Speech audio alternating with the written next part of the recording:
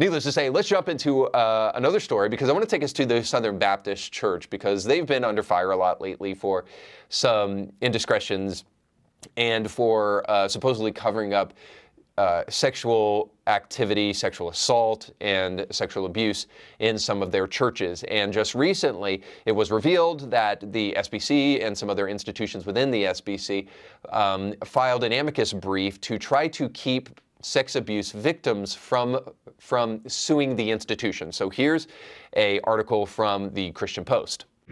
SBC entities stirred disagreement by filing amicus brief to oppose extending liability in sex abuse cases.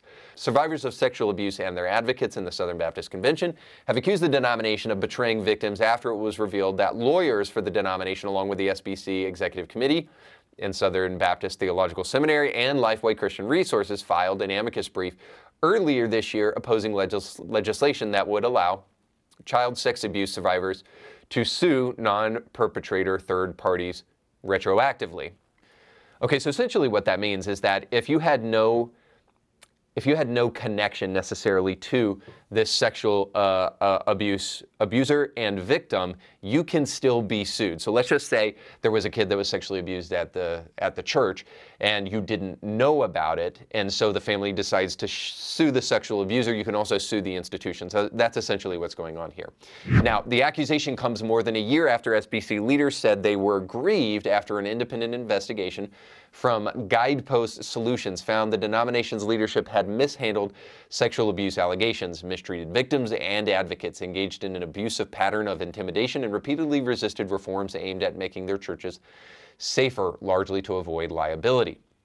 In a statement to the Christian Post on Friday, the SB said it had to join the brief to protect the entity's legal and fiduciary interest, and clarified that the trustees were not involved in making the decision, as many revealed on social media that they did not know about the document and were vehemently opposed to it. Now, first off, let me just state that whoever abuses, especially a child, or even really any sexual abuser, deserves to burn in hell, and that is exactly what's coming to them. So I don't want to be misunderstood, that I believe the SBC has an obligation to make sure that they make things right with the family, that they make sure that they take whatever necessary effort, that this will never happen again, that they take those steps. It is their responsibility to do that. However, what I do want to argue is something that is probably going to be misunderstood. So that's why I wanted to preface it with the burn in hell comment. It's going to be, what I'm going to say is about to be misunderstood, because I'm actually going to side with those who filed the amicus brief and just say this, that ultimately suing the institution of the church or the denomination, or even more fully, like, how far does this go? You know, you can sue Lifeway Resources because the person that was in a Bible study on the book of Ruth or something like that, somehow that plays into the sexual abuse, and now you can sue Lifeway Resources. The problem with that is that that doesn't actually root out the kind of sexual abuser, and it places responsibility on the people who may not necessarily be responsible. Now, let me be clear. If the SBC or the church involved knew anything about the sexual abuse, tried to cover it up, tried to blackmail the families, tried to pay off the families, or anything like that, or refused to take a criminal action to the authorities, which is under Scripture what they're supposed to do, Romans 13. Romans 13 actually is not an admonition against culture war, but more an admonition towards understanding that if you're an evildoer, you have something to fear when there is a good and righteous authority. So needless to say, my argument is just simply that suing an unassociated party that had no knowledge about the event, or it wasn't responsible in trying to hide the event or anything, and they didn't perpetrate the event, to sue them actually doesn't do anything other than to turn this into a free-for-all sue frenzy against third-party institutions. Now, again, if you can argue in a court of law that the SBC or the church is liable for something that they did, well, then this is fair game, and the amicus brief would have nothing to do with that. An amicus brief can't undermine criminal law. If these institutions did something criminal, then they deserve to be held accountable. However, if they did not, then I believe that this amicus brief will essentially just do this. It will just protect these entities from frivolous lawsuits. And that, I think, is important, because if you actually care about sexual abuse victims, if you care about people who have been burned by churches that didn't handle these things well, then what you will want is you will want justice. You will want the people who are responsible to be held responsible and not the people who aren't responsible at all. That seems more like a money grab than it is an actual attempt to trying to hold people responsible for criminal activity. So again, I would just simply argue this, that protecting a third party from frivolous lawsuits does not mean that they don't care about sexual abuse victims. I think those arguments are mutually exclusive. You can do both of them. In other words, you can protect third-party entities from frivolous lawsuits while also trying to make sure that you protect victims, that you keep your churches healthy and safe, and make sure that they're places where these things don't, by and large, happen.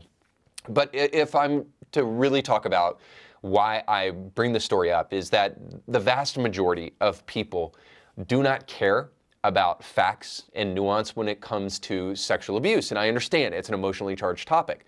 The problem with that is that there is a large portion of people online and in other places who believe that the church is some kind of vector of sexual abuse. Trust me, in the public school system, there have been more people who have been sexually abused than there is in the church. Look it up sometime.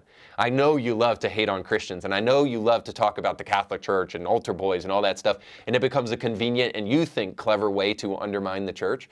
But actually, it's really kind of stupid, because although whenever it happens, it's bad, even if it happens one time, it's bad, but the number of people who are actually sexually abused at churches is sparingly little. And so it seems more like a slander against the church than it is actually helpful to root out sexual abuse, or to actually perceive that you care about people who have become victims of sexual abuse. If you really care about them, and I guess this goes back to this amicus brief, if you really care about them, you will want the people who are responsible to be held responsible. And that's it. I guess all I'm saying, with a heart toward those who are in the community of people who have been abused and hurt in this way, whether inside the church or not, all I'm saying is, in the midst of that kind of emotional pain, it's easy to point fingers and blame others who may not be responsible for that kind of pain. And we need to make sure that we're keeping truth at the center of the pursuit, and making sure the people responsible for these things are held accountable for what they've done. And it only muddies the water if we're going to try to accuse people who actually are not responsible for it at all. But this also goes back to one further thing about, since we started the show with guns and even opened the show with this shooter in Maine, is it is problematic, to say the least, right, to blame an institution for the actions of an individual. This goes to the kind of things that we hear about, maybe we should blame parents of kids who become mass shooters, and maybe they should be sued, or maybe even criminally charged. Or maybe even we should sue the gun manufacturers for the guns that are being used. I mean, does that really make sense? Does that really put responsibility where responsibility lies? And my argument to that is no. What that becomes is a witch hunt. And for those who believe like the Christian fundamentalists are a bunch of witch hunters, make sure that you're not doing the same thing.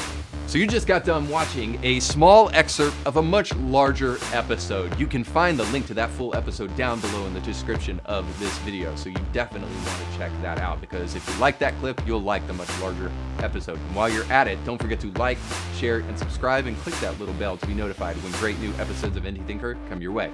Thanks for watching.